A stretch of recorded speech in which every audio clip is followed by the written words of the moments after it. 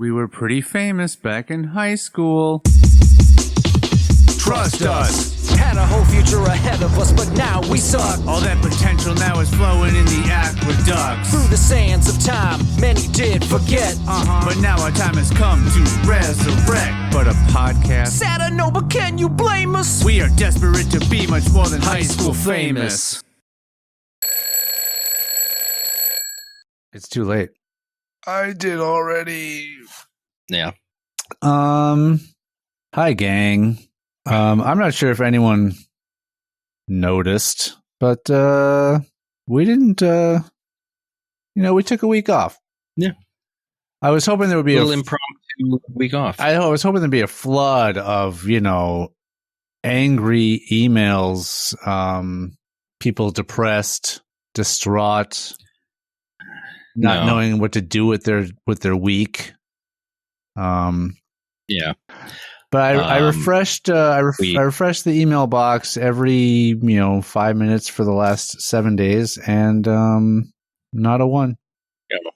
We could have lied and just made up a bunch of angry messages. We could have done that. That actually would have been fun. Why? We can't do it now. Do we want to start over? Should we?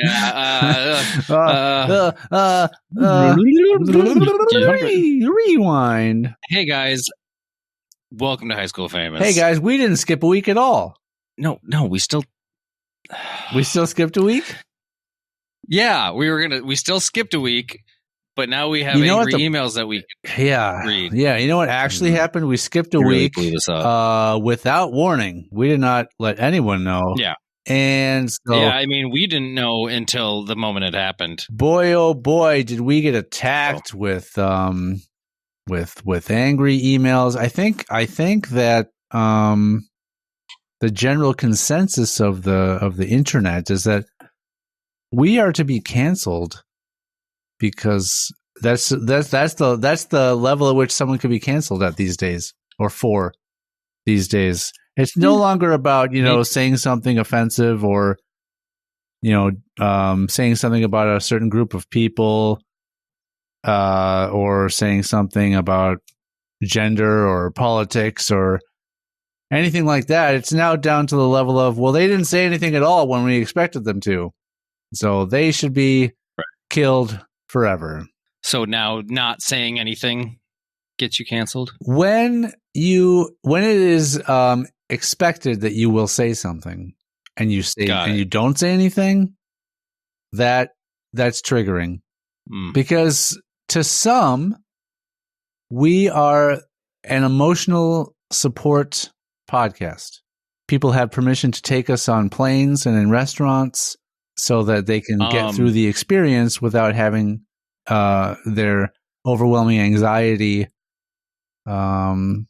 So I'm pretty sure you can take any podcast on a plane or to a restaurant. Most podcasts are allowed by default, but we need special permission for some reason. Oh. Yeah, I'm not sure why. This was just what I was told once when I tried to bring our podcast into a flight. And I feel denied. Like we should have probably had some proper training if we were going to be a service podcast. Not a service podcast. I'm not leading a blind person around, or I would hope not. Or pulling what else do service animals do? Do they pull people out of burning buildings?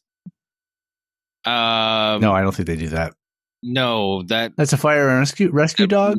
Well, a rescue dog's a different thing. That's a fire and rescue dog, I said. I'm not talking about a rescue dog. A fire and rescue dog.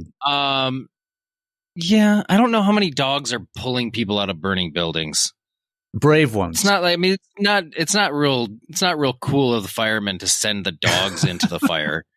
Well, we don't with their lack of protective gear. Look, the dog's head and therefore nose and mouth that it might breathe through is lower to the ground naturally. And yeah, I don't know. They probably have also more sensitive. Yeah, more easily able to find people in a building. The fire. Well, the fire. Yeah, more easily can breathe in the smoke. No. Even though they're low to the ground, they can still do it. Yeah, but it's going to be they're going to have an easier time. Smoke still can go to the ground. It can, yes, but a dog's going to have an easier time locating human beings that might be otherwise trapped in the fire. Let's say someone is they breathed in too much smoke and now they're unconscious in the burning building. They can't call for help or cry out for help. That would make it easier for a firefighter human to find them or locate them, by following the sound. A dog is going to be able to pick up the scent more easily with their more sensitive, system. Do you think the dog is really picking up the scent of a human in a fire? Yes. They're going to smell smoke and they're going to smell.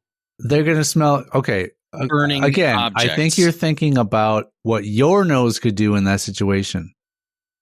But the dog's nose is going to pick up the smoke and other subtle scents. Yeah, but dogs can also be tricked, with smells.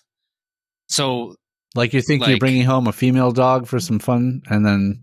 No, I'm thinking drug smugglers sometimes find ways to trick dogs into not being able to smell the drugs that they're going after. By putting other scents around them. I'm going to go out on what's called a limb and say that a human limb or a tree limb. A smaller plant limb, like a bush limb. Okay, so this is you're going out on a small limb here. A bush limb. It's probably going to break, but I'm not going to fall too far because it's a bush. I'm not going to far too fall. You don't have far to fall. I don't have far to fall. Mm-hmm. Anyway, I'm going to go out on that limb and say that someone that's in a burning building is not going to go out of their way to try to trick the dog so they can't be found. You're basically mincing my words at this point, because I already told you there's plenty of other smells that are going to trick the dog within a building fire, such as things that are on fire and the smoke itself. Look, everything that's on fire is going to smell like fire. Anything that's not on fire? Fire doesn't have a smell. Fire itself does not smell like anything. It depends on what's lighting the fire. Well, then you're smelling the thing that's lighting the fire. Are you saying you're smelling the thing that's either the thing that's combusting or the thing that initiated the fire is what you're going to smell? Fire itself does not have a smell. Fine. Anything that's burning is going to smell like burning. How's that? And then the people... And there's different smells. There's different types of burning smells. Yeah, but the people are not burning. And so... We don't know that. Look. Okay, here's the thing. Here's what you do in a fire, people. In the off chance that the firefighters are sending in the dogs, just release a lot of human gas. Flatulence. The fire dogs are trained to look for or search for human gas. They're going to recognize that smell, and it's going to be stronger than just your normal smell. If you're going to try to get your scent through the stronger fire, than the smell of the burning building. Well, it's a better chance than not doing it. You're trying to make it the best possible scenario for you to be found. So do anything you can to generate a scent that is strong, that can maybe cut through the burning smells. And again, a dog's nose is very sensitive. It can pick up on these subtle little odors within a surrounding overwhelming, like burning odor, I bet. How about this suggestion? Next week, we're going to have on a dog. If you catch yourself, we'll ask the dog. Yeah. If you find yourself in a situation where you are in a building that is burning and you cannot escape, but somehow a dog's going to get to you, the best way, I think, to get the dog to actually find you then is to throw some bacon on the fire.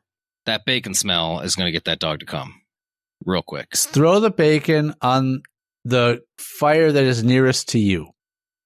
Yeah, whatever fire is the closest. I don't know if that... Okay, I don't think dogs are used in firefighting.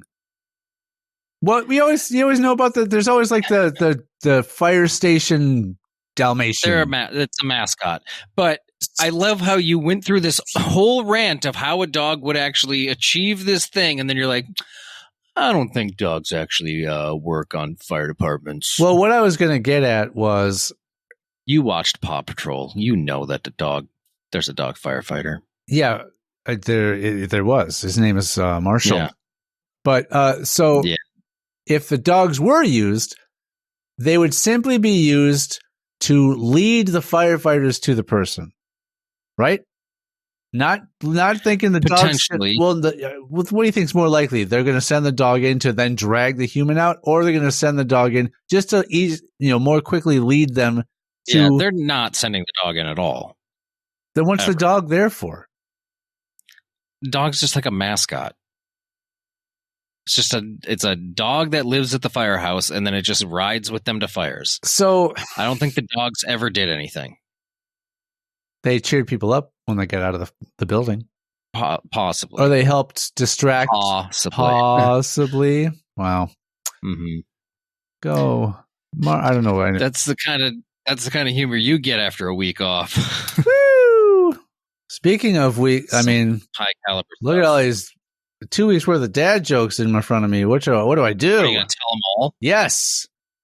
I'm gonna rapid fire through these suckers. That's the new thing. We're gonna just do all of them now. No, and it's not new because that was how we started this anyway. So it's old. It's the old. No, thing. we always just did one. We always just did one.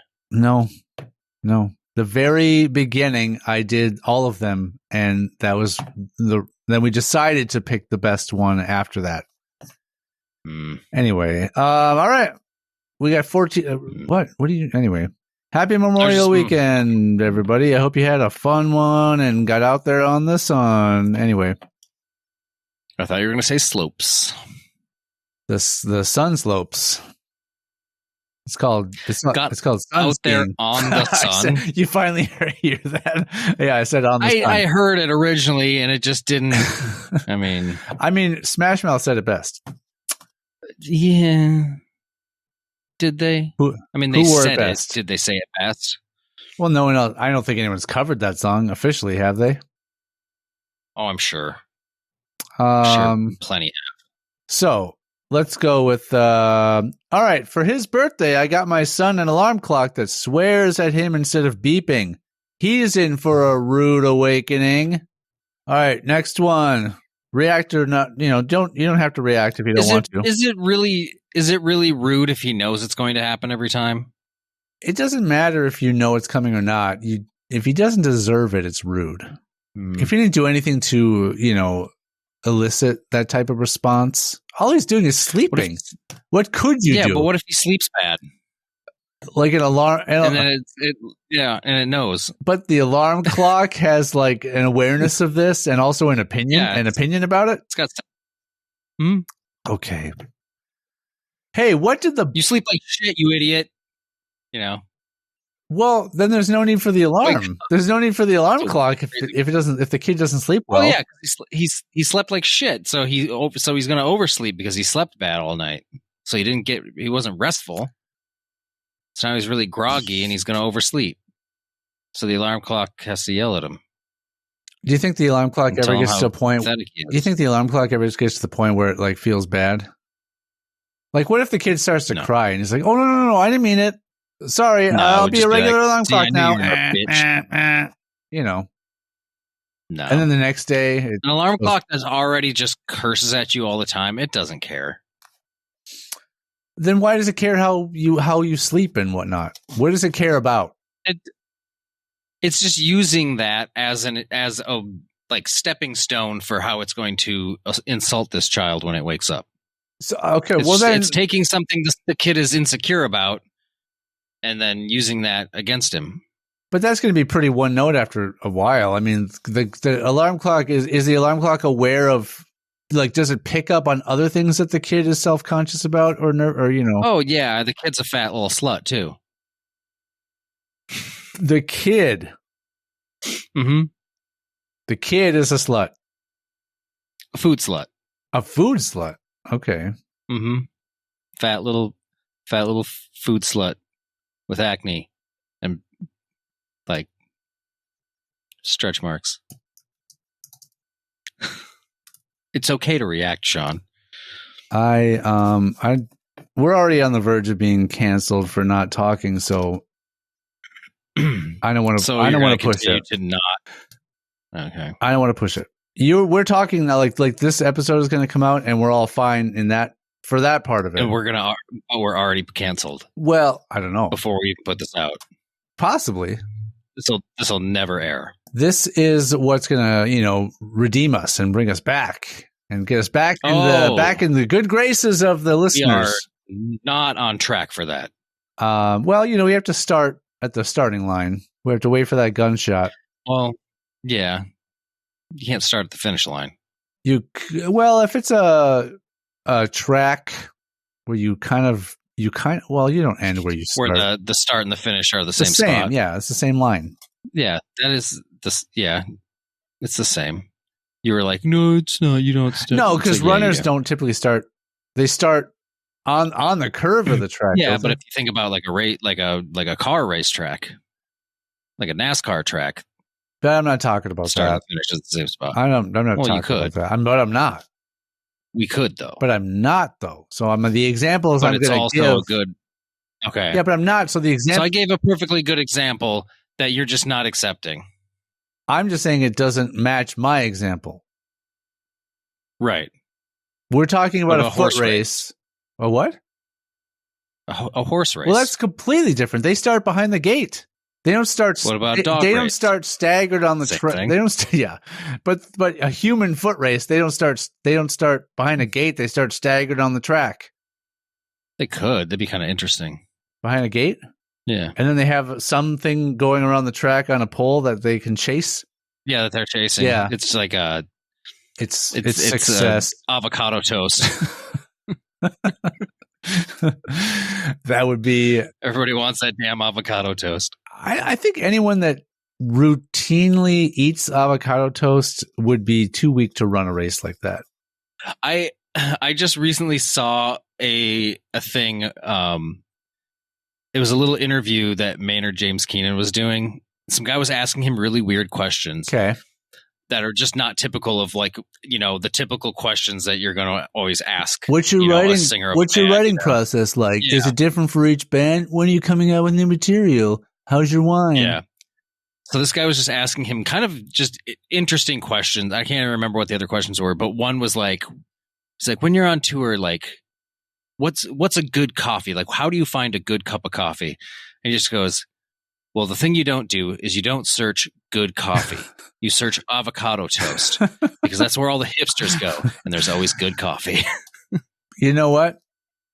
No one's accused him of being a dumb fella. He's a wise man. He's clever. He's a clever man. He's a clever folk. All right, joke 2. Yeah, we're on 2 now. What did the bumper sticker on the trailer say? I go where I'm towed. Okay, that one was... We don't need to discuss that one any further. Yeah, we don't need to continue on with that one. Someone told me it's impossible to make a pun about vegetables, but that's not necessarily true. That is so stretched. That's awful. I don't care for that one. Okay, good. Should I read it again? Good. I'm going to move on. My daughter was chewing on electric cords, so I had to ground her. She is doing better currently and is conducting herself well. I've heard that one. Oh, good. Dad, why are you standing outside? So if anyone asks, I'm outstanding. The new restaurant Karma has no menu. You get what you deserve. Yeah. Oh wait, that's one that has 2 on it. It's a weekend page. What's made of leather and sounds like a sneeze? Shit. I don't know. A shoe. Not mine though. Mine are made of canvas. I had a date last night. It was amazing. Tomorrow I'll try a fig. Anyway, what dating app does a lumberjack use? Timber. To represent falling wood. That seems weird. It'd be a tough one because I would say not 100% of lumberjacks are men, but a high majority of lumberjacks are men. Welcome to the podcast. That'd be a pretty like flooded market. Like if you're a lady lumberjack and you're trying to find a man lumberjack using timber, you got a lot to pick from. I would argue that you can be pretty choosy. I would argue that a female lumberjack, unless she's like in a very small town where she's not interested in the local lumberjacks, but I think she would not have a hard. I don't think she would need to resort to using an app to find a male lumberjack to date. Other way around, yes. Unless she's like, I work with this lumberjack. We work together, so it's a weird. I have hard, fast rules about. Yeah, I don't mix. Don't date people I work with. Don't dip your pen in the company ink, as they say. Yeah, but don't stick your chainsaw in the company tree if she doesn't have. That's not how anatomy for female and lumberjack works. They're supposed to stick the chainsaw into every tree they are supposed to do that to. So now the male coworker is now lumberjacks are horse. Yeah. We hire you to have a chainsaw on every tree. Yeah. This is all a front. We don't actually cut down trees. We just sleep with each other. Yeah. In the woods. I'm covered in sap. Yeah, sap and dust. We destroy animal homes. Once I skipped school to go bungee jumping with my friends, we got suspended. It's not how. Yep, it is. What? Well, yeah, but okay. What's not the end goal? What they got? Well, I mean, all suspension is temporary. Even the form of punishment in the school system. So bungee jumping suspension is temporary. School suspension is temporary. They didn't say we got expelled. Well, yeah, no, that means they would die. If you're bungee jumping and you get expelled. No, they got expelled from school. They didn't got removed from the cord. No, they got expelled from school as a result of skipping to go bungee jumping. What do you think happened? No, they got suspended. Well, if they got expelled, it would have been from school. Not from life. They got suspended from the bungee cords. The bungee cord called their parents, and the bungee gourd. it's a seasonal plant. Yeah, a squash family. You can put a lot in it. It's very stretchy. Very quite. A little bit goes a long way. What starts with what? What starts with W and ends with T? No, really, it does. Yeah. I was gonna say what? Oh shoot! And it would have, because it's the answer, but it would have sounded like I was asking. Am I missing some? I mean, I don't know how much you're really missing them. Anyway, yeah, here we are. Okay, so what does Jeff Bezos do before bed? Puts his pajamas on, crawls into bed. Puts his pajamas on. Like Amazon jam. Anyway. Oh. You got it. Is that how it's typed? That is, it is. Amazon. It is, yep. P-A-J, and then just the word Amazon. Christ. So it's one of those where unless you read it, it doesn't do anything. If you just hear it. Yeah. Anyway. Mike, well, you'd have to enunciate it, I think, in a way that I did. Obvious. Strategic. Yeah. My candle has insomnia. Guess there's no rest for the wicked. Got it. Yep. No, that was a sleeper. Yeah. Florida is an easy place to move Florida is an easy place to move to because it has a lot of keys. Okay, that one. That doesn't make it easy to move to.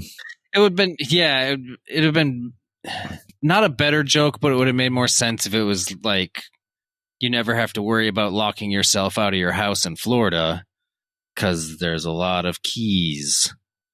That would have been, but you, like I said, not better, different, but maybe makes more sense, or maybe structure-wise works better. You've got to worry about people getting into your house because Florida has a A lot of keys. Alligators. Crocs too, or just alligators? I forget. Big bugs, elderly. Lots of stuff to worry about down there. Disney World. I think this is fake, but have you tried the whole Florida man? You search Florida man and then your birthday to find out what crazy news story. I've heard of that, but I have not done it personally. I think it's fake because I think it was a phenomenon for a bit, so people just started making stuff up. Florida man stories. Sure. So I did mine once, and I'll read it. I'll find it quick here. It's like everything on the internet. As soon as it gets slightly popular, everybody ruins it. Yeah. So I actually liked mine. So my birthday is September 26th. So I just search Florida man 9/26, and I get Florida man arrested, caught on video using samurai sword to fight over wheelbarrow. To fight over a wheelbarrow? Yeah. Or fight, he was fighting another person for a wheelbarrow? I think he was trying to either get their wheelbarrow or get his wheelbarrow back. One of the two things. Okay. He's trying to come into possession of a wheelbarrow that someone else has. Right, because it almost sounds like he was fighting above a wheelbarrow. He could be standing on top of what is being held within a wheelbarrow. Yeah. To gain the high ground. But the image just shows a man on a sidewalk, and then the man he's facing is carrying or wielding a wheelbarrow.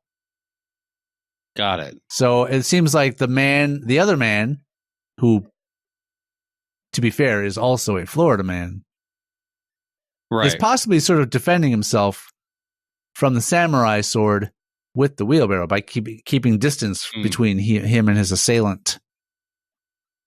Right. So I thought that was a humorous one. Whether it be made up or real, I still enjoy it. What's mine? Okay, I'll search it. Florida man 10/26. Central Florida man arrested after pouring bleach in coworker's soda. That's less funny. Yeah, it's not as... Your birthday sucks. Tis true. You agree? You don't like your birthday? I honestly never really celebrate my birthday anymore.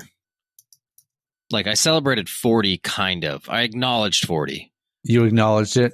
For the most part. I didn't do anything, really. Are you going to join the, what's that red hat thing when you turn 50?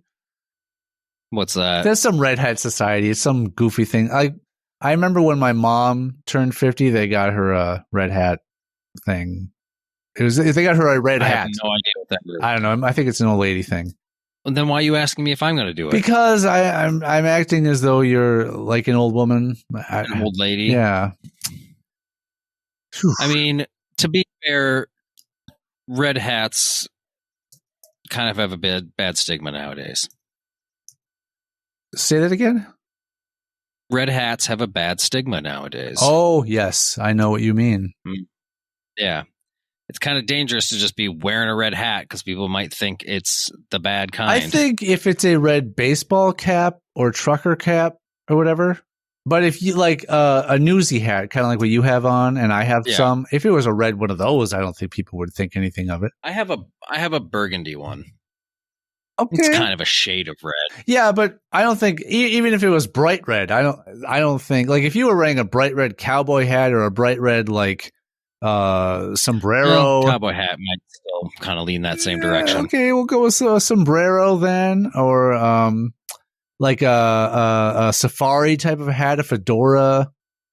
I don't think anything. I mean, doesn't you'll see Neo rocking a red fedora. No one's thinking he's a hard fast Republican. Okay, that took me a second when you said Neo. All I could think of was the Matrix. No. The singer, Neo.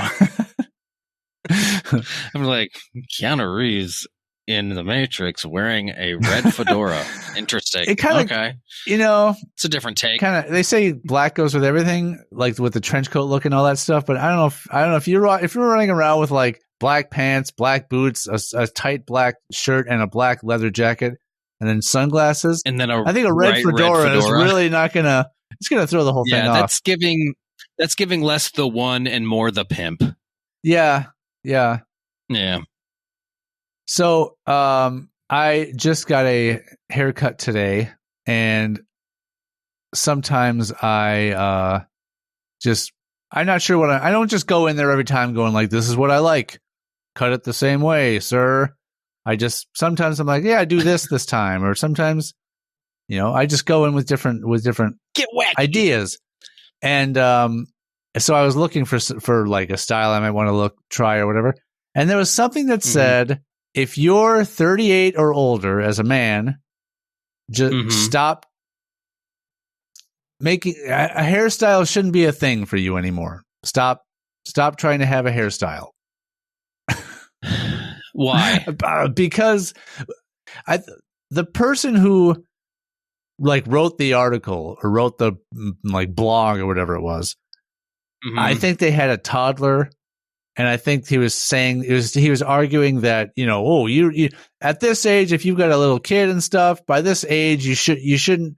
Free time is hard to come by, and you should also be worried about like saving money. So sitting down and spending $38 or more or $40 or whatever on like a good haircut is a waste of money and a waste of your time. So you should just pick the clipper length you like and just buzz your head. To be this uniform length, and he's trying to like rally. Come on, man, let's all just kind of jump on this because.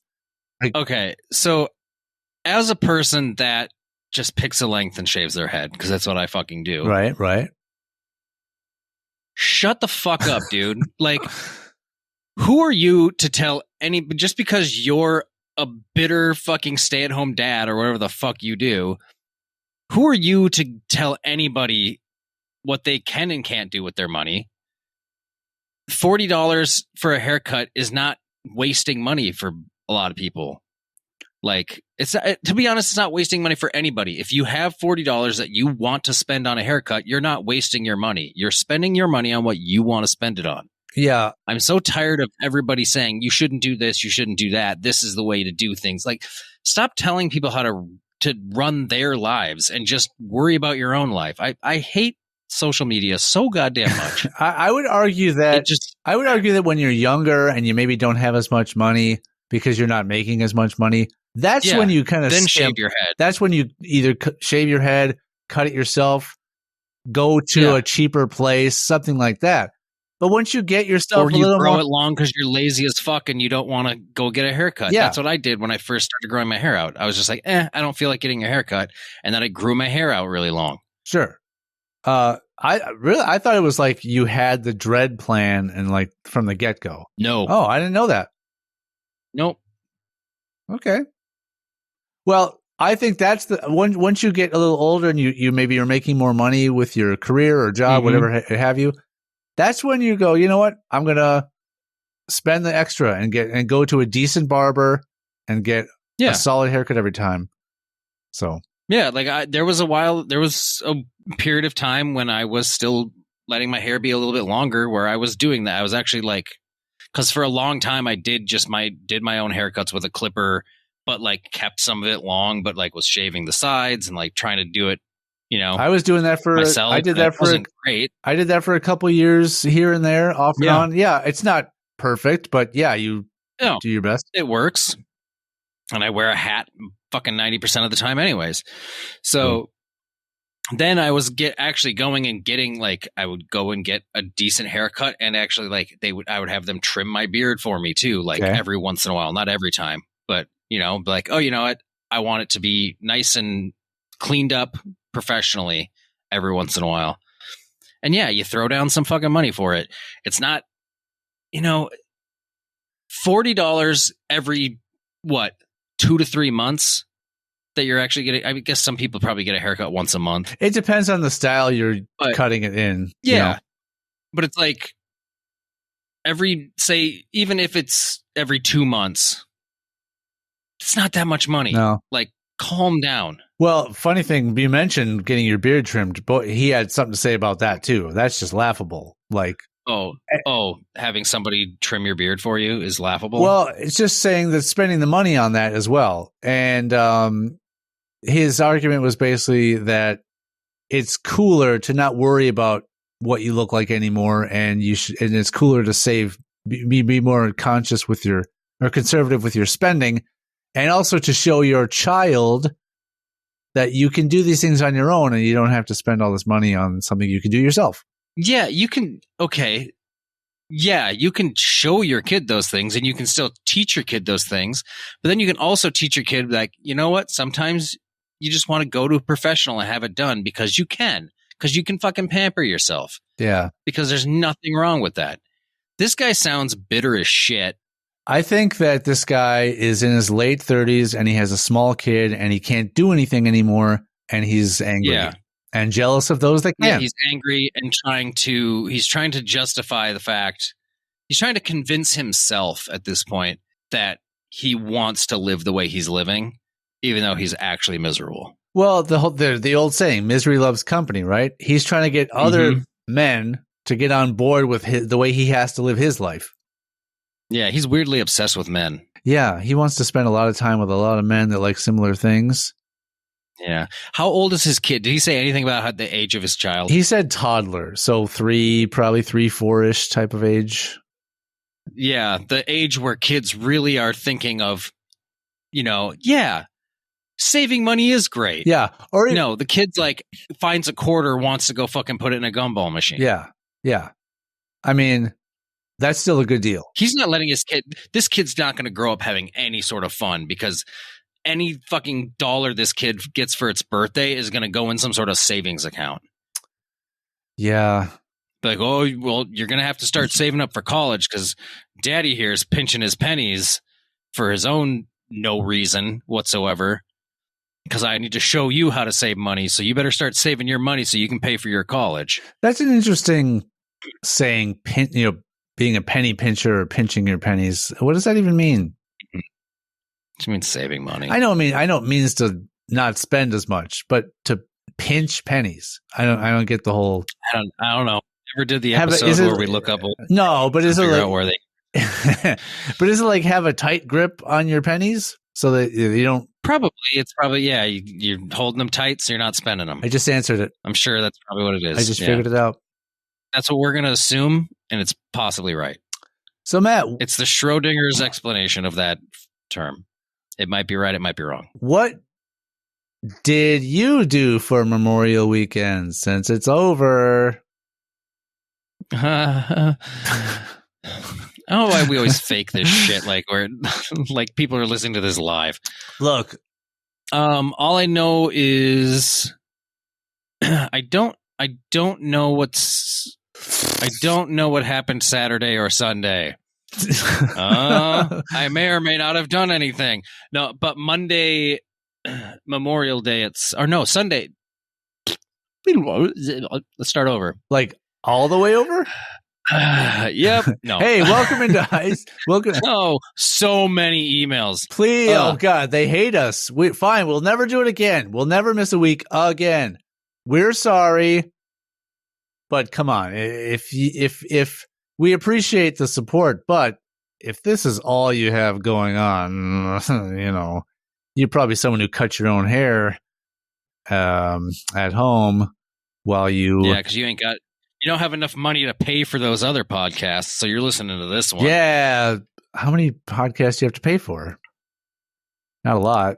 That was the joke. Oh. You know what they have? Anyways, they have a data cap on their internet, and they don't want to go over and get charged extra, so they can't stream. Oh yeah, they have burner internet. They can't stream too much during a month before. Otherwise, that was pretty good. Burner internet. Okay, yeah, a burner internet. I thought it was good. Sunday. Apparently going to a street fest thing. Ooh. So that's all I know. Will it have tacos? Yeah, I think it's in. Yeah, it's specifically Hispanic. One. It's in a predominantly Hispanic neighborhood. I didn't mean because of that. I just meant No, but it's just funny that you said, will it have tacos? And I'm like, well, yeah, it better if it's, if they don't have tacos at it, it'll be really weird. Yeah, but I'm remembering that one of the last ones I remember you talking about going to, I think it was like a taco fest or something. What, am I wrong or am I crazy? I don't remember going to a taco fest. Maybe I am wrong. I did a burger fest which was highly disappointing. Oh. I did like a specific Korean festival. I did a German festival. Then there's a lot of them that happen there's a lot of just the same festival that just happens in different parts of the city each week. But like you could go to one and then you go to the next one and it's literally the exact same vendors, the exact same people selling stuff. Yeah. Different bands and stuff will play at them, but it's essentially the exact same fest, just in a different neighborhood. Yeah. And they do one, which oddly enough, we have never gone to it, but they started a couple of years ago doing one literally 2 blocks down the street from us. Oh, yeah. In the summer, and we've missed it every freaking time it's happened. We've had like other things happening. Oh, okay. It's not that you just like didn't go. It's like happening right before your eyes, and you're just we'll stay home. Well, yeah, we drive past it because we have other things to do. Yeah, it's like, yeah. Of course, it's one that's in walking distance, so we don't have to drive somewhere and find parking. Yeah, and we never go. That's always the nightmare of those things. It's just getting there. It's I thought if you go early enough, we went one year before, like we got there early, not realizing it hadn't opened yet. So we just like walked in because it's just on the street. Yeah. And you just walked in because you can just walk down the sidewalk. And then we're like, oh, it starts in like 45 minutes. I guess we're early. So then we just like hung out, got good parking, hung out and got to walk around in the area and like hit up everything right as it opened. Yeah. That'd be cool. Yeah, then hung out for a little while, watched a few bands play, and then we left pretty early. Yeah, I mean, you got everything in early. You took it all in, so there was no reason. Yep. Unless you're like, oh, let's go to this vendor again because it was so good. Maybe you can stick around long enough for 2 meals. Yeah, there's one art vendor that has these prints. That every time I see them, I'm like, I really want to buy these prints, and I never do. And if I see them this year, maybe I'll actually finally do it. But I also found the same prints online for basically the same price, so I could have bought them at any point. I just haven't. There you go. Yeah. There you go. I might, if weather permits, I might go to Valley Fair for the first time this year. But for the whole weekend? No, just one day. Okay. I don't know what I did either. On these days, I may or may not have gone places and done things. Well, you made it sound like you were very busy. Well, I will be busy entertaining. Okay. I just don't know what exactly we'll be doing. Because of the impromptu sleepover that happened. Yeah, so I don't know what. Yeah, who knows? Who knows? Go mini golfing. Yeah, that's an option. That's probably mini golf is always a good one. And like for the extended weekend, the only real nice day will be Saturday. So I mean the only real nice day was Saturday. Yeah, Sunday rained, and Monday may have also rained. It'll be really funny if neither day I know if ended up not happening, and then you're like, Sean doesn't remember what the weekend looked like. He's a big liar. Yeah, our weekend here, not all that much better. Look, everyone, Sunday's supposed to be rainy. Yeah, I was lying, everyone. It's before the weekend. Yeah, it's currently Friday as we're recording. So, Matt, we can't pull the wool over your eyes, listeners. Matt, I am not someone that gets nervous very often or easily, I would say. But it's also because I don't tend to put myself in situations very often where I would be nervous or there would be cause for me to be nervous. But that is about to change beginning Monday, June 10th. and it's for over the course of 6 weeks. I'm doing something that we talked about doing for a long time, and I finally am actually doing it. Okay. I'm taking improv classes. Good boy. I don't know. I've been thinking about doing it out here. I've been trying to psych myself up to actually do it. Something for Strike Theater was on like probably a Facebook feed, I think, and it was just like, oh, it's on sale right now. It was like $30 off the normal price. It's a 6-week, level 1 improv classes that you can sign up for. And I said, you know what? It's time to put up or shut up. I really don't know. This will be the thing that really tells me if I would actually be good at it or not. I don't honestly know. I always assumed I would be bad at it. Mm-hmm. But when I do just kind of go off the cuff, then I think I'm a bit humorous, but it's probably going to be different when you're there and like that's what you're supposed to do. It's like the point of it. Yeah. But we'll see. It's different than just riffing shit with your friends. Right. Which is what most people go into it thinking it's going to be like, I think. Yeah. So get that out of your head immediately. Yeah. Because one is like the worst thing you can do is step on somebody else's toes. Yeah. And so I'm going to try to have a keen ear for what's going on to try to avoid doing that. Yeah. Yes. So the biggest things with it for sure is going into a scene. Whoever comes out and establishes what is happening, you have to go for it. Right. Be like, yes, and yep. If they say like, oh, we're on the moon, whatever idea you had going into that scene, it's gone. Right. You are now on the moon. Right. And you're doing moon shit. If something of what you were thinking the scene was going to do could work or enhance that or make it weird in some way, but still work, go for it. It's 90% of the time it's yes and take what they're saying and let's run with it. Right. If you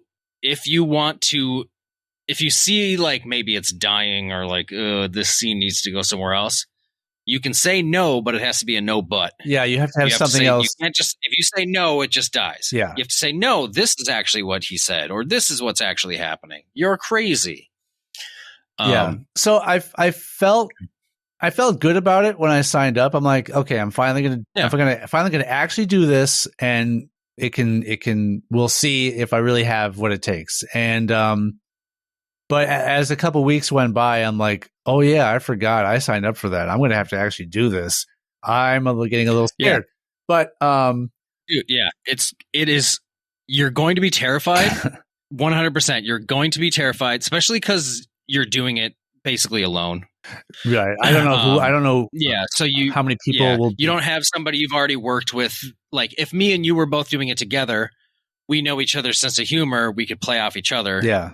And make it work. It would be too easy, I think. Or I wouldn't say it would be too easy. It would. There'd be a bit of an edge off of it. A little bit. Yeah.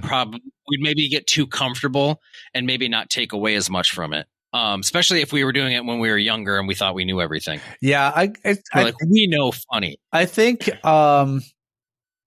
it's probably best that I'm trying this now versus 20 years ago, because I would have just thought, I know what I would have done, and this is something that always kept me from doing it. I know that I would be in my own head so much trying to come up with the wildest, funniest, craziest thing. In response to like everything I say would have to be the funniest thing I could think of. And so I would basically freeze up and say nothing because I would be thinking too much about it. So and this is not to say that, because, people, when they watch something at home, they think I could do that. This is not just, I'm not coming at this with this attitude. But I think no, you actually want to learn something, it seems like. Well, what I'm trying to say is I think I've watched enough improv to have a general idea of what to do and what not to do. or at least have the basic ideas of whatnot. Not to say that I could execute that successfully, but I know how it works. I know you're supposed to go along with what someone else says, and if it is kind of floundering, you can come in with your own thing to liven it back up if you think of something. You know what I mean? But I also know that I'm going into it thinking I need to let go of trying to just, I have to let it come naturally. That's what improv is. I got to let it come naturally. Yeah.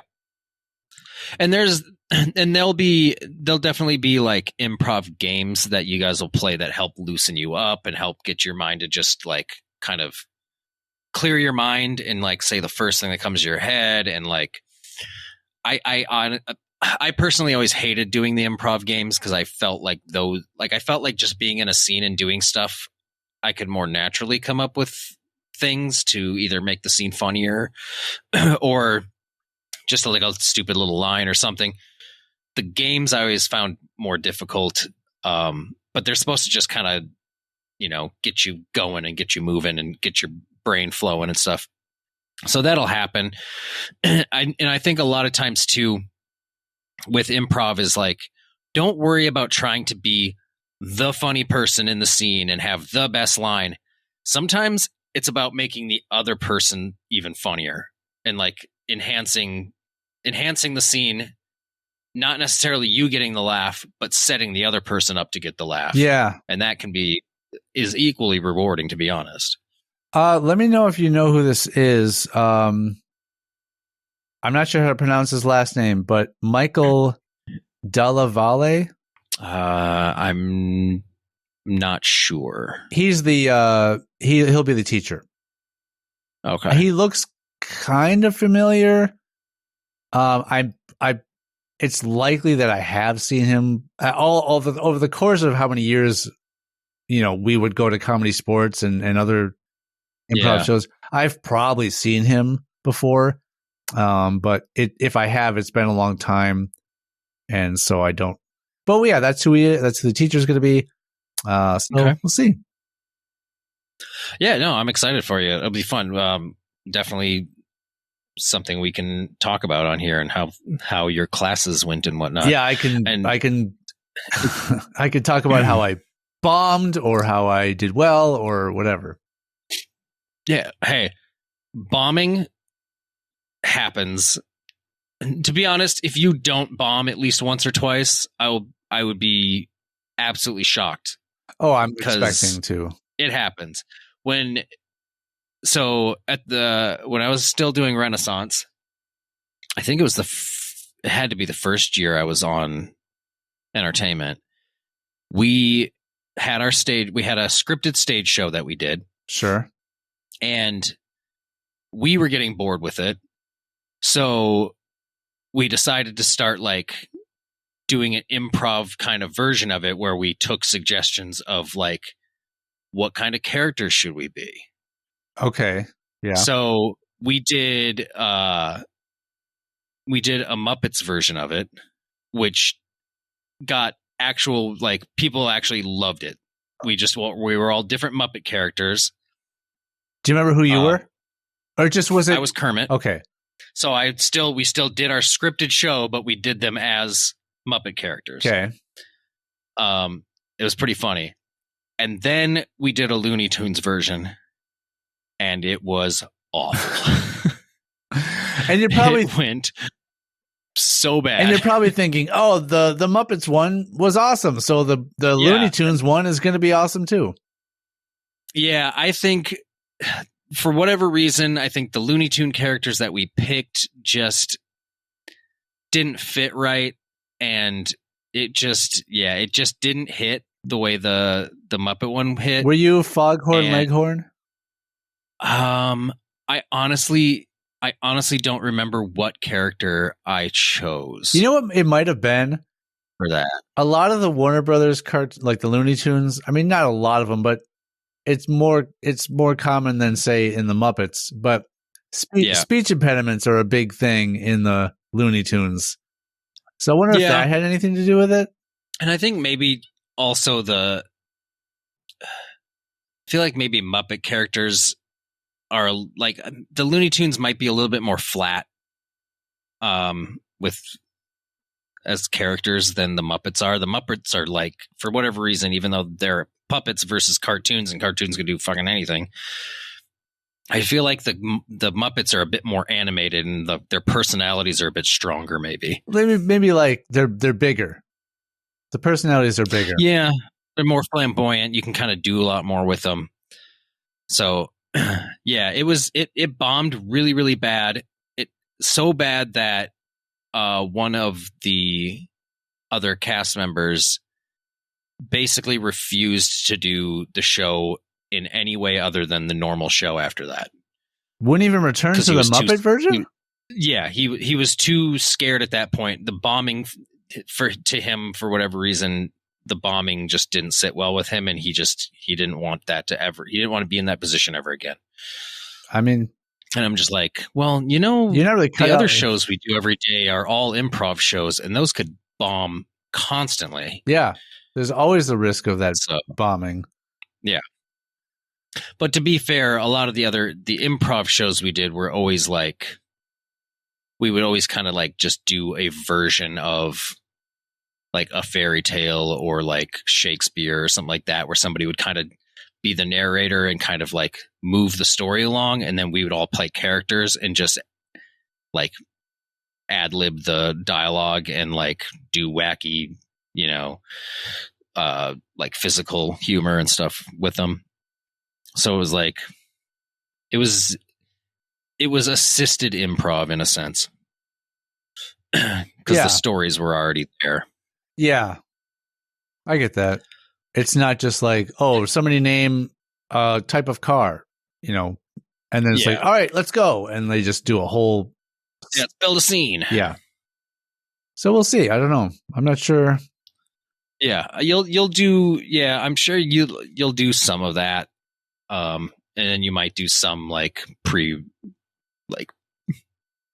pre-existing story stuff and play with it. I'm not sure. I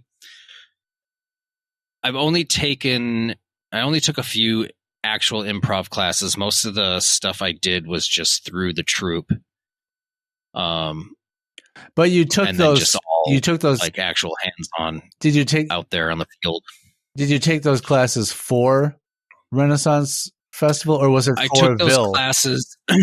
I took those classes for Ren, but it was like, I think either before the third year or before the fourth year of me being on entertainment. So I'd already done 2 or 3 years of actual entertainment work before I took actual improv classes.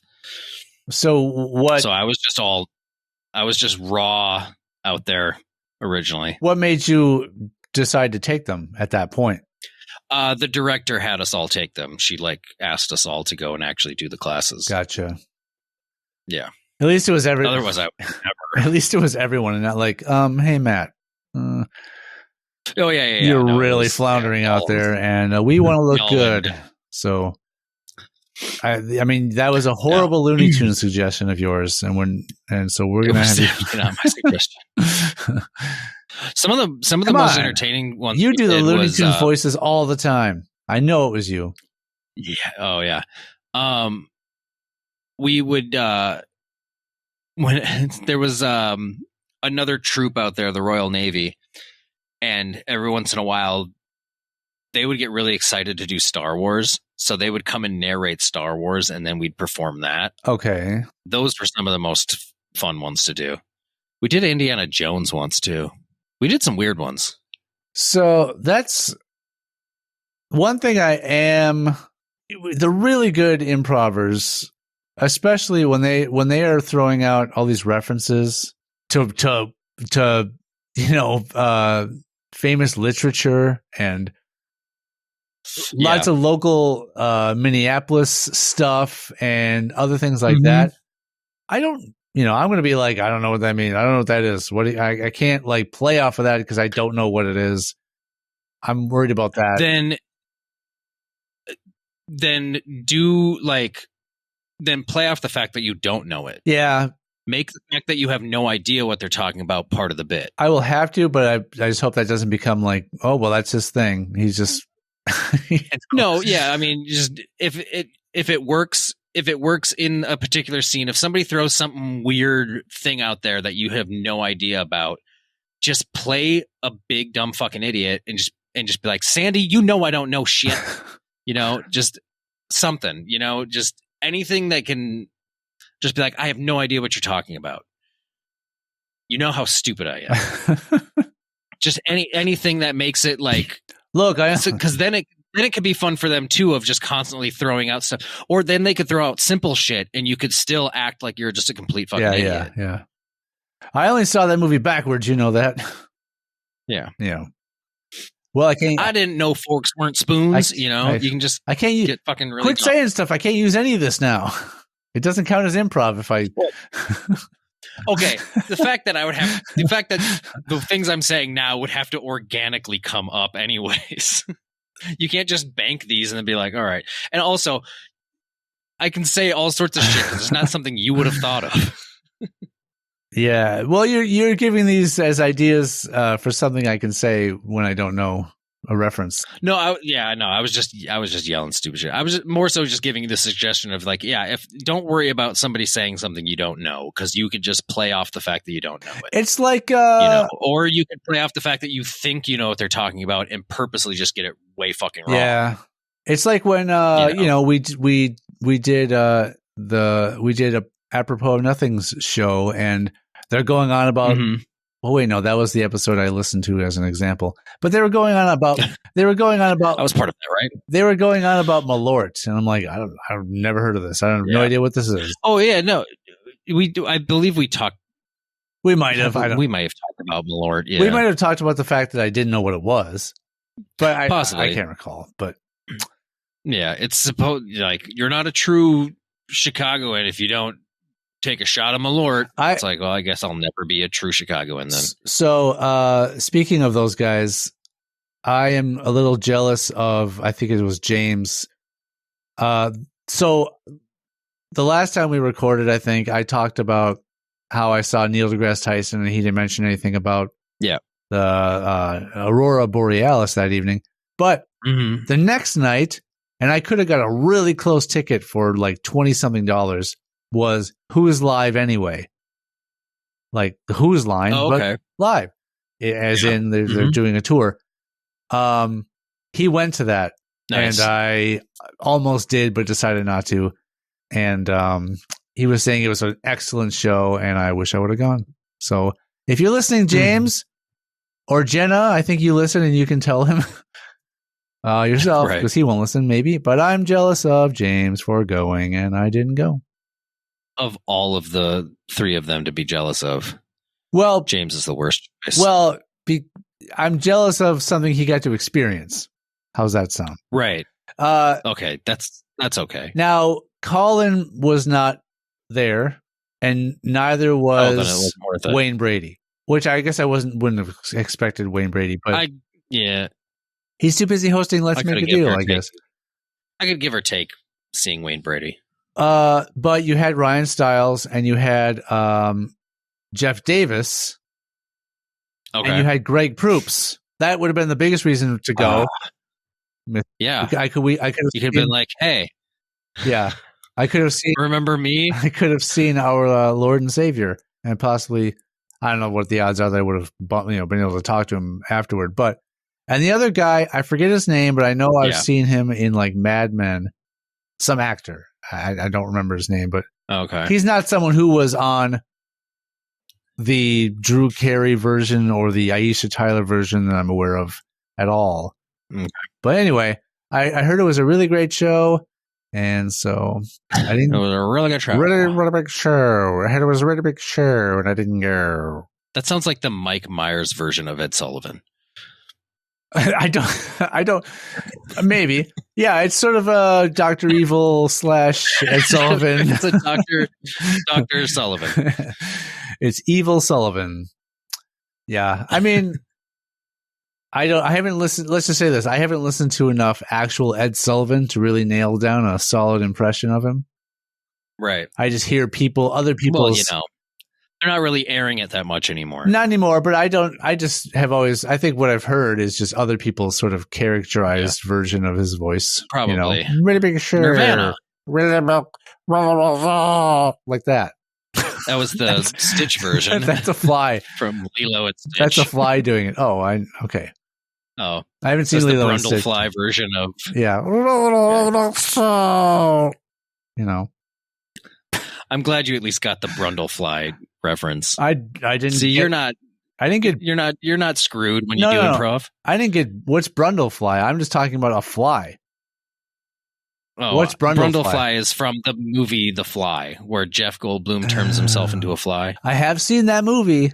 He was Dr. Brundle, I believe is his name, so they call it the Brundlefly. Got it. I have seen The Fly. Yeah. I watched it for a very specific reason. Good practical effects. I watched it for a very specific reason that I have not used or done anything with still. Oh, they were like that I have not disclosed. No. I mean, I haven't. It was for personal, non-masturbatory reasons. Yeah, that's it. I don't remember there being any part of that movie that you jerked off to The Fly. I wanted to see if I could have it, if I wanted to see if I could climax at the right parts. If it came in contact with a fly, I wanted to see if I could hit a fly in midair, and then it would cause some sort of fly sperm hybrid creature. I've spent way too much time just now thinking about what that would look like. So you're saying you came up with what it would look like?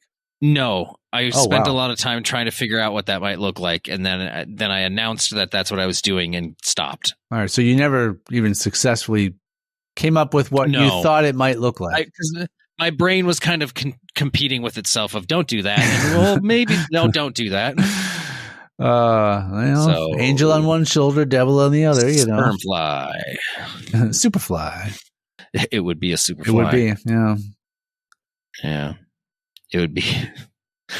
Somebody would say, "Is that a super fly?" There's a fly in my super fly. There's a super fly in my soup. That's not soup, sir. That is a bowl of ejaculate. Well, it's soupy. Mine's soupy, so you could say it's soup. Yeah, mine looks more like tapioca pudding. Sperm soup. Yeah. Is that like a gazpacho or a gazpacho?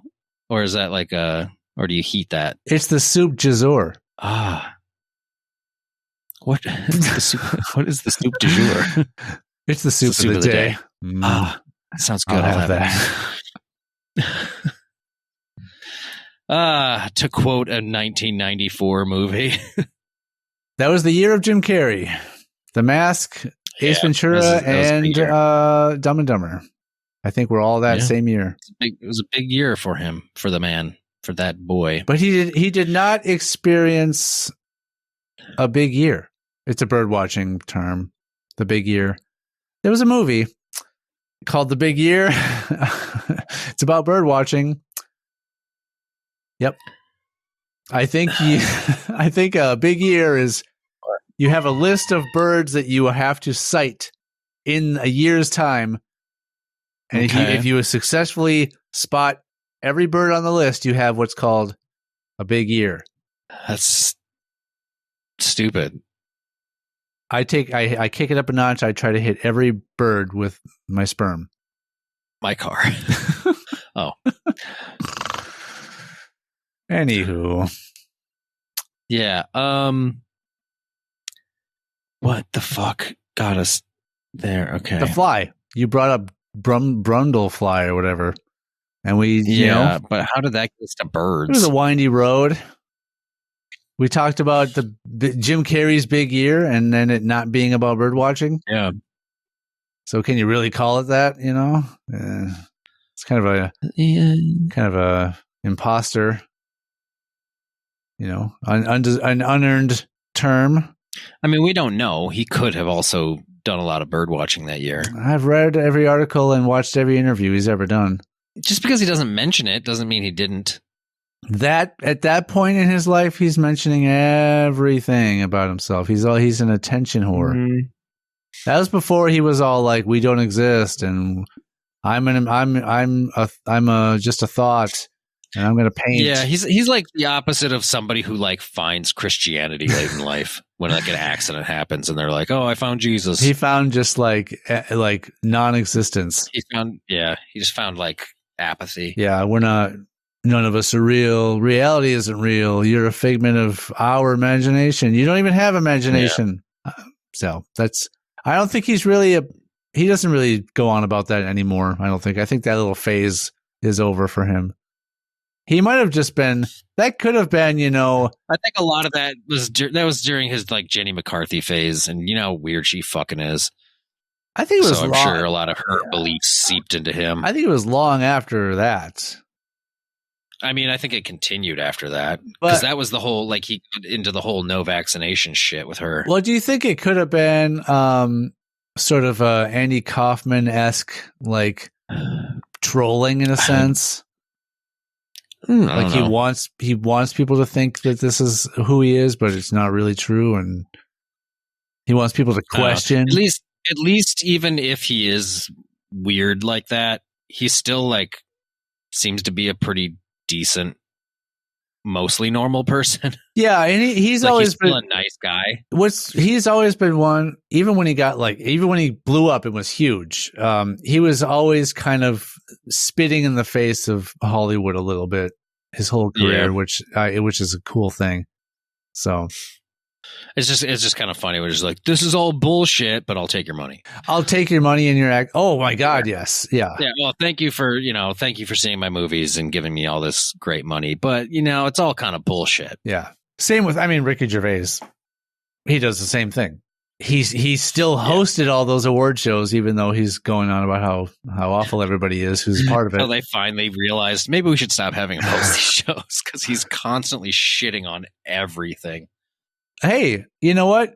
There's no such thing as bad press or whatever, right? Like it got unless unless you're Kevin Hart, molest someone or that. Why did you say Kevin Hart? Why Kevin Hart? Well, because speaking of award shows, something happened with him recently. Well, no, what was it? A few years ago, he was supposed to host the Oscars, but he got taken off of that because of some old tweets of his or something. It's always the old fucking tweets. It's like, you do realize that, like, things people say in the past don't necessarily reflect what they think or say now. Of course, but so it's just like, Jesus Christ, with the old tweet shit. Well, this is obviously the height of the whole cancel culture, where they're like, they were going after people who weren't even alive anymore. They're going after John Wayne, and they were going after James Bond, the original. Can't think of his name. Sean Connery. Yeah. About slapping Sean a woman Connery around. He fucking said that shit on a talk show. He did. Like, he didn't give a fuck. He had, it was Sean Connery. He had, especially at that point in his career, he's just like, I'm fucking like retired. Yeah. Like, I have nothing to lose. I have nothing to lose and nothing to prove to you. I make no apologies for who I am. Connery never gave a fuck. Who I am got me to where I am. So I'm not going to cower before. Sean Connery would not, like, the thing that's kind of awesome about him too is, like, he never once tried to use any other accent than his own in any fucking movie. He put in Highlander, he was supposed to be a Spaniard, and he had a Scottish fucking accent.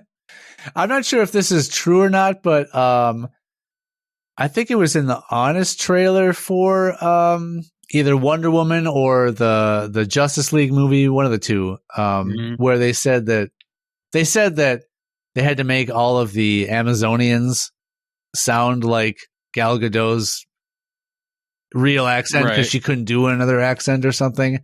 I don't know if that's real or not, but that made me think of that. I don't think it's real, because I think I've heard her do other accents before. Oh, I've only seen her in those two movies, the Justice League and although, you know what, technically wasn't she in she's in the Fast and Furious movies, right? Or at least some of them. Isn't that kind of where she got a break? Maybe in some of the more recent ones. I don't know, dude. I've seen the very first Fast and Furious movie. Same. And then I think it was the 7th one that I saw. I think I've seen the first one. I've seen the second one.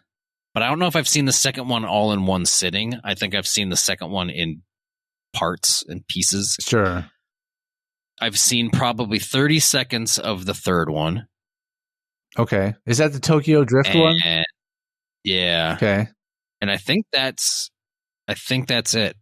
And then I've seen bits and pieces of like all the other ones just from like trailers and I've seen trailers for others, but the only reason I saw, I think it was the 7th one, was that's when Sarah and I were like, because we like to go into the drive-in that's no longer open in Lake Elmo, and it was like, doesn't matter, opening weekend we're going, it doesn't matter what's playing, we're just gonna go.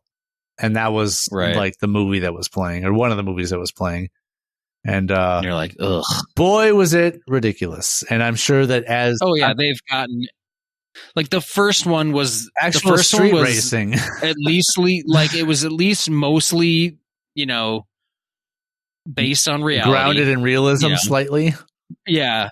The second one, I can't remember, but I think it started getting a little weird from there, and then it just fucking turned into this, like, they've been in space and like all this other shit. It's like once a movie goes to space, it's like, come the fuck on. Yeah, I know. Done. A movie about car racing and they're in space for some reason. What are they doing? I think the only reason I saw what little bit of Tokyo Drift I have seen was because I was at a drive-in. Oh. And luckily it was the third movie being played, so we left. Sure. Because we're like, we have no interest in seeing this. I can't remember what the other movies were that we saw. But it always sucks when you go, because they always start the first movie before it's fully dark out. I know, yeah. And you can't see it. And it's just like, oh, this fucking blows. When I was little, especially if it's a movie you actually wanted to see. When I was little, we went and saw, I think it was Batman Forever. So the one with Tommy Lee Jones and Jim Carrey, speaking of, the Val Kilmer Batman. But yeah, the very beginning of it, I could not see anything that was going on because it was it's a Batman movie already. It's already dark. Yeah, the film is dark, and then you're trying to watch it in the daylight. It's like, okay. It was on a projected screen. It was an odd night because the first movie was that, and the second movie was Tommy Boy, which is awesome because we watched that. And the third movie was just Batman Forever again. They just replayed the first movie as the third movie, and I was like, then you got to see the beginning of it. No, we left. Oh. So I didn't see the beginning of the movie very well until it came out like on VHS. We got it on. So I'm like, oh, this is what was happening in the first part of this movie. Still silly. Still a silly movie. Yeah, they got really weird when Mr. Schumacher when Schumacher took over. It just turned it into like, it's like he was trying to take what was established, but then try to like, but let's make it silly like the TV series. And it's just like, so I've heard different things about it. I've heard the fact that, well, the weird thing is it was supposed to be continuing on, but they kept, after that, the next two movies were different people playing Batman each time. So that already makes the audience a bit confused, but, you know, the studio and everybody was kind of like, as far as Batman Returns, the second Tim Burton one, you know, where the opening scene is two people throwing a baby in a river to get rid of it. They're like, we have to try to sell toys for this. This is all about selling toys and selling merch. So we're not going to make this so dark anymore. So I think that was like a course correct for the third movie. Let's lighten it up and make it a little more campy, so it's a little more friendly for kids. You do understand that the source material is pretty fucking dark. Yeah, but like it starts off with a kid's parents getting murdered, and then he turns into a vigilante. Well, look what happened. I mean, the first one fight crime. The first one came out in '89.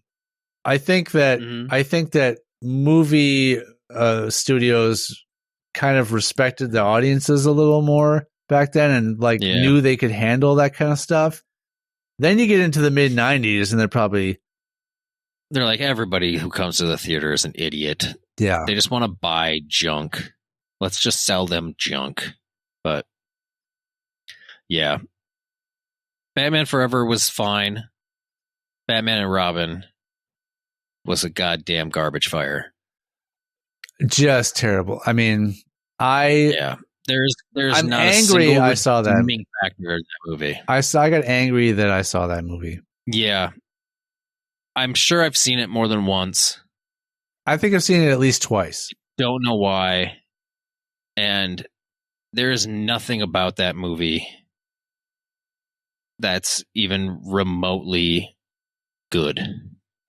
So you saw the turn start in Batman Forever when you're right. When Batman's about to leave for some reason toward the beginning, and the Alfred says something like, "Shall I pack you something to eat or whatever?" And he's like, "I'll get drive-through."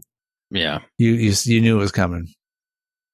And that movie was so neon. Everything was neon and glowing in that movie. Yeah, very, very. And then it took. Then the nail in the coffin was in Batman and Robin when he said something about having like his credit card, his credit card. It was a Bat credit card or something, and he said never leave home without it, which is the most ridiculous product placement in a movie. Well, because it's not a product. You can't get a Bat credit card. But it's the slogan for whatever, Discover or MasterCard or whatever. It was never leave home without it. That's right. Yeah, it was the Discover card, Bat Discover card or some bullshit. And it was just like, what a fucking product placement is that? The thing is, to apply for a credit card, you have to provide your name and address and social security number. So how does he do that as Batman and not give away that Batman is Bruce Wayne? Or at least the location of his Batcave. Right. He has to have a mail. Yeah. Well, why would Batman? The bill. Interesting. Batman is having his credit card mailed to Bruce Wayne's mansion. Yeah. Peculiar. I never looked. It probably says Batman. Like the name on the card is probably Batman. I'm sure it does. Yeah. But yeah, that's a little. I mean, for all people that for nowadays, where everything in a movie has to be like completely realistic and sound, and yeah, I'm sure that someone's already brought that up and is all over having that be a huge plot hole. Mr. Batman, we're going to need a last name on this. He's like, Wayne. Oh, shit. Oh, it's, Batman Wayne. Boyne. My last name's Boyne. Oh, wait a minute. Batman Boyne. Oh, wait. Batman and Bruce both start with a B. I guess that would have worked. Yeah. My name's Bruce Man. You don't have any prior credit, so we're going to need a co-signer. He's like, Bruce Wayne will co-sign. He'll co-sign for it. I mean, Bat Bruce. I mean, Bruce Man. Oh shit. I mean, like, are you Bruce Wayne? No, I'm Bat. I'm Batman. Bruce. Obviously, I love Bruce Sprouts. Like, all right, we just need you to sign this. And he starts signing Bruce. Yeah. Oh, shit. Can I get a new? I need a new form, please. Form. Why are we doing that? Like, why? Yeah, he's in the bank. It's signed the wrong name. Yeah, I signed it. You confused me by bringing up Bruce Wayne. I started signing his name. His. Yeah. Not my. And be like, they stole that idea from the movie Ghost. Probably. Yeah. She started signing the wrong name. She's signing the check. I don't know if I've seen that. We're closing the account. In its entirety. I watched it within the last year again. Is that like every couple of years you dust it off? No, I haven't. I honestly hadn't watched that movie in forever, and we just been picking random movies recently to watch. Yeah. So we watched that not too long ago. What else did we watch not super long ago? Shit, I'm trying to remember now. We just watched Not Another Teen Movie. You know what? And huh? I own that movie.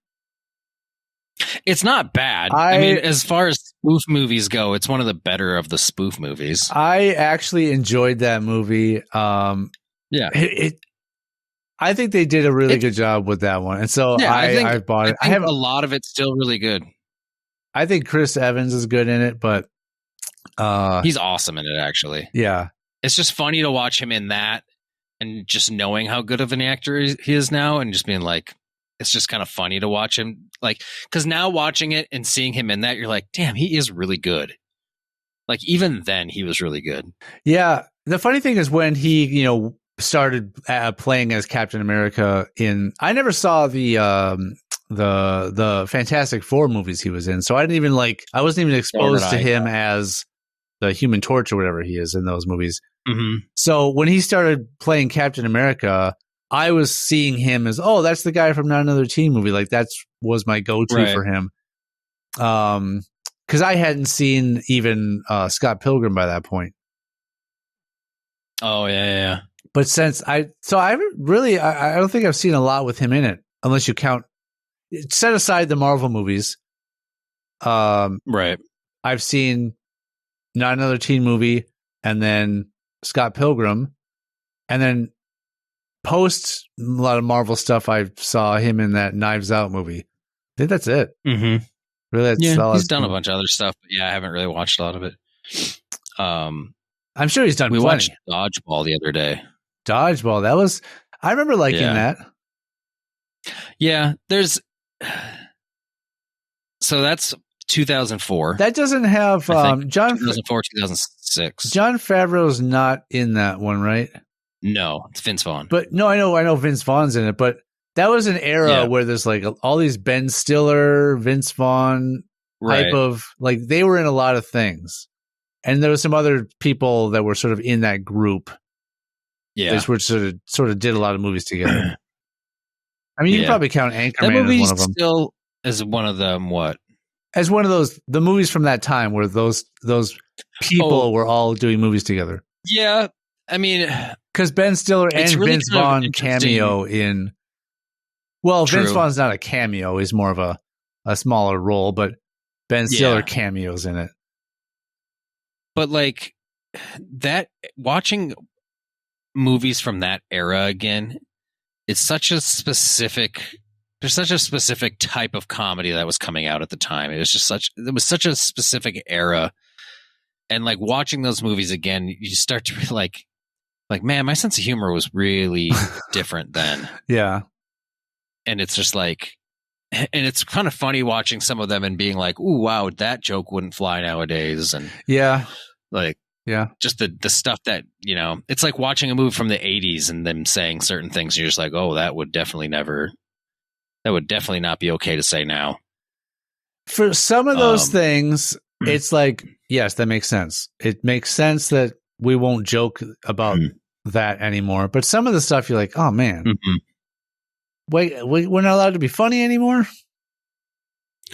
Yeah, I mean, it's that, and like also just like because of how times have changed, it's like you look at some of those jokes and you're like, that's not really that fun. It's not as funny as I remember that being. That joke, it just feels different now, and you can just be like, yeah, I remember it being funny at the time, but now it's just like, it's kind of like it almost becomes more of a cringy joke now. Just like, that was like what a stretch of a joke, like to say this or that, and it's like the amount of like low-hanging fruit, the amount of jokes in movies from long ago, and the amount of just stand-up comedy that relied very heavily on if it's an American performer making fun of people from other countries for their culture and even their accent.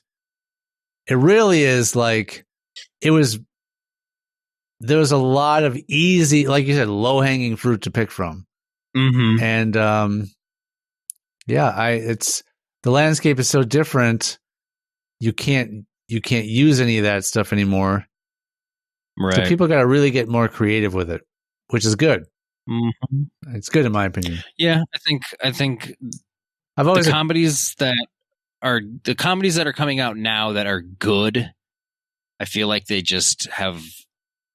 It's just like an advanced, and who knows? We could be saying the same thing in 20 years about the movies that are coming out now and just be like, oh, comedy back then was rough, and then looking back at those ones from 20 years ago from now and just being like, how did anybody ever find this funny? This is the most offensive, shitty comedy I've ever heard of, I think for the last 10, 15 years, I think a lot of the comedies that I've been exposed to are really lacking like actual funny stuff in them. And I don't know if it's because that like really low hanging obvious stuff has been done and also some of it can't be used anymore, or if it's because the people that are making them just aren't funny. Yeah, I'm trying to think of a comedy that's come out in like the last 5 years right now that was like actually like I can't even pull a movie off the top of my head that's just like a straight up actual comedy. I think they're all comedy hybrids in some fact. It's like an action comedy or I could be wrong about this, but the last like comedy I remember going to see in a theater that I really walked away liking a lot, I want to say is Super Troopers. Maybe. Oh my God, and that's fucking back in the early 2000s. But I could be wrong. There could be more recent ones that I'm not thinking of. But but you can't think of anything that came out in the last 5 years that was just an actual comedy that I liked.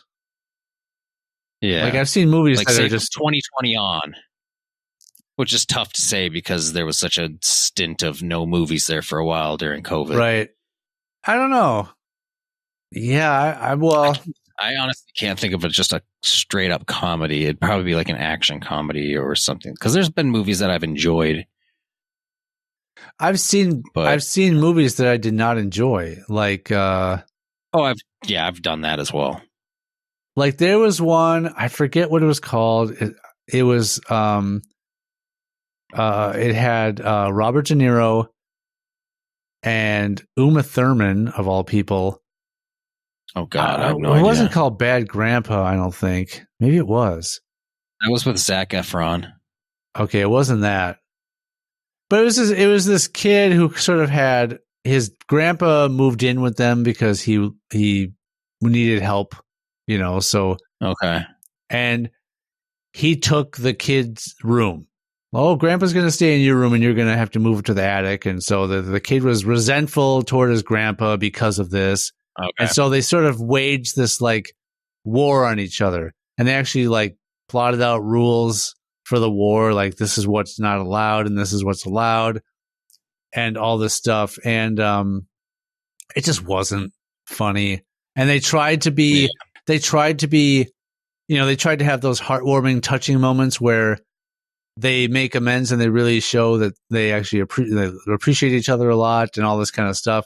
Mm-hmm. But the thing that was what I thought was the saddest part of the movie was what Uma Thurman's character was just this sort of cartoonishly angry mom that was, there was this side story of her trying to stop her daughter's boyfriend from trying to come over and sneak into the house. And she's like running after him out in the yard and then like trying to, I think she like at one point jumps over a car to get to him or something stupid. It was really weird.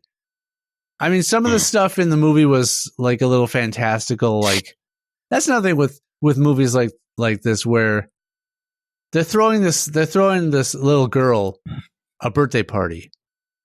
Mm-hmm. And I've been to kids' birthday parties, right? It's you boring as fuck. You go to a laser tag place or you go to a whatever place for them to burn off some energy for a while. Then they just all sit down, have some pizza or whatever, have some cake. Everybody goes home. Yep, shove them full of sugar. This is so like after they've been running around all day, they have that sugar and then they crash. Yeah.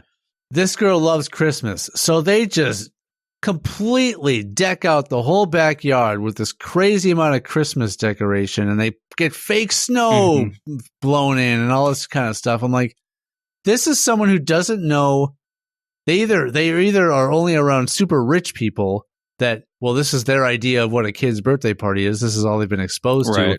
Or they're so they're just completely out of touch with what is realistic. And that just takes me out of it. It took me out of the movie. Yeah. It did.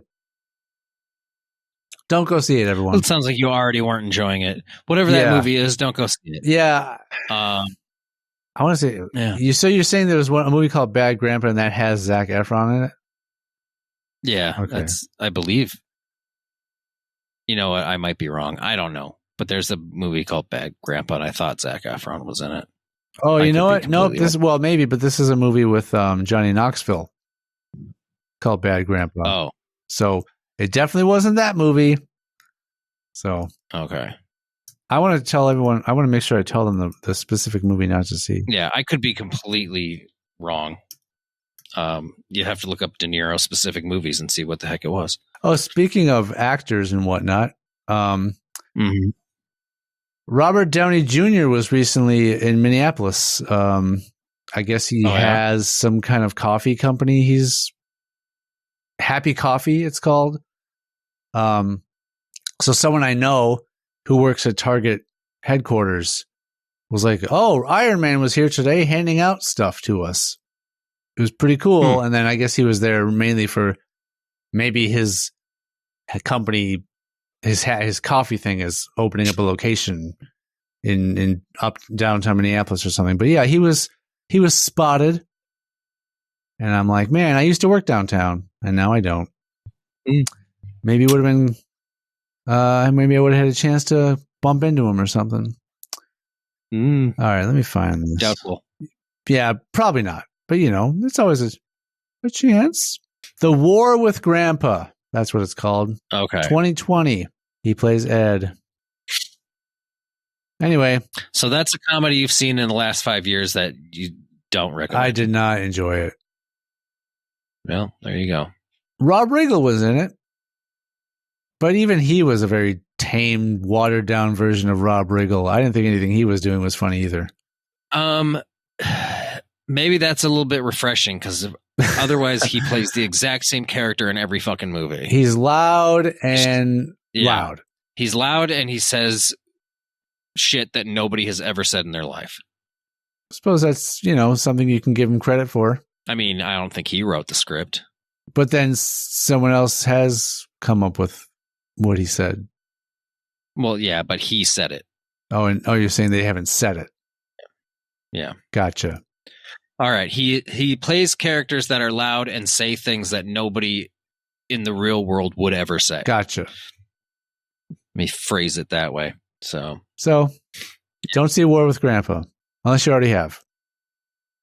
I watched the movie Argyle recently. I heard bad things about it, but the trailer looked fun. I thought it was a fun movie. One thing it wasn't like spectacular, but it was enjoyable. I guess it was a flop, but according to everyone. But I heard there's going to be a sequel. I heard that the trailer, similar to Zendaya or however you say her name, with the first Dune movie. Mm-hmm. I heard that Henry Cavill was heavily in the marketing for this Argyle movie, and he's barely in it. Yep. Yeah. I mean, he's not in it. That's what I heard. That's what I heard. He's like. I basically heard he comes in and out throughout the entire film. Oh, he does. Okay. I basically heard like, don't go to see this movie if you're hoping to see a lot of Henry Cavill. Right. I mean, it's like when the Godzilla movie came out and there was just all the trailers made it seem like fucking what's his face that I can't think of his name now from Breaking Bad and Malcolm in the Middle. Actor man. Yeah, I can't think of his name and it's bothering me now. Wow. But they made it really seem like he was a big part of the movie and he was gone in the first act. Really? Yeah. So, yeah, I don't know why I'm blanking on his name right now. Bryan Cranston. Yes, as soon as you said it, I knew I was going to get it. What? As soon as you said it out loud, I knew I'd remember. As soon as you said what it was, I knew what it was. Yep. But it's that thing. They trick you into thinking that this actor's going to be a big part of the movie, and it's like, no. I think it was a similar case for the second Jurassic World. They showed actor guy. Why can't we remember names today? Which specific one are you talking about? Because I got these names. He plays Dr. Malcolm. Jeff Goldblum. Yep. He was all over the place in the trailers, and I think he's almost. Yeah, I knew you wouldn't forget the other guy because you're obsessed with the other guy, Sam Neill. Yeah. But he wasn't in that movie. Weird thing with Sam Neill for a long time. It was funny. He wasn't in that one, so I wasn't talking about him. I didn't need to remember Sam Neill's name. He was in one recently though. Yeah, he was in some Jurassic Park. Yeah, he was in the third one. Oh, they did a third one? Yeah. Jesus Christ, I'm so behind. I watched the first one. I never watched the second or third. So the third one, they got at least Sam Neill and Laura Dern back. Well, and Goldblum's also in it. Is he? Okay, I didn't know if he was in it too or not, but yeah. I believe so, because I thought I saw a clip with all three of them in it. Okay, so they got all of the OG three back for that one. So, paycheck. Crazy. They all need a paycheck at some point. So they're like, yeah, I'll do it. I heard Sandler's making a Happy Gilmore sequel. Oh, it's about time. Yeah. I mean, how much you want to bet it's like his? Now what? How much? Yeah. How much you want to bet his kid has some crazy golf talent or something, and he doesn't want to play? I feel like it's going to be like his kid. Yeah. His kid is now what he was in the first one, something like that. Or he needs to fucking somehow his grandma's still alive, and he needs to save her house still for a second time. They would have to CG that actress because I don't think she's still with us. Clearly. She could be alive. I mean, stranger things have happened. I can imagine she would be the oldest person in the world then, if that was true. Look, Dick Van Dyke is still around, okay? I mean... Well, yeah, but he's not even the oldest person in the world. There's people older than him still. Yeah, so how is it crazy? I thought that this woman who was Happy Gilmore's grandma because I'm sure is still alive. Because I can imagine this woman would be like 140 years old at this point. So you think she was 100 when that movie came out? Jesus Christ. She was probably in her 70s. Hold on. She had to be older than that. That's covering 10 years. Okay, so the movie came out in 96, so it's... almost 30 years ago. Nearly, yeah, it's a 28-year-old movie. I got to try to figure out who the actress that played his grandmother is, because I'm not going to fucking know that information. It's Bryan Cranston. Frances Bay. Okay, so she died in 2011 at 92 years old. Okay. So do the math. So that's 13 years ago. Yeah. So she was 92? So she'd be 105? Okay, yeah. She'd be 105. I guess that's not out of the realm of possibilities. See? You doubt the potential of human aging. The oldest person in the world is. You doubt the potential of human aging. Currently, the oldest person alive is 117. See? Now, but would she still be able to act if she was alive? I don't know. I mean, sometimes you need a scene where there's a vegetable. See you next Tuesday. Bye.